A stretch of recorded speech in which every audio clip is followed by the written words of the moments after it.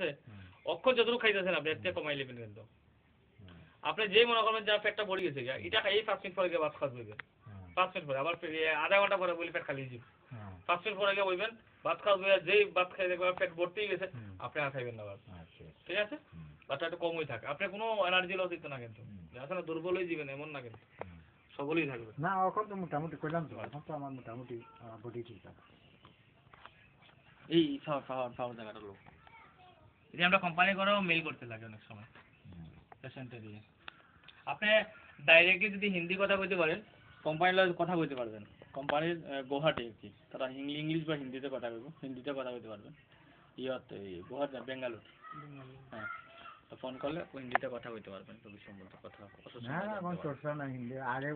এখন তো না এখন কই আমরা তো আইতেছি আবার পরশু দিন আপনাদের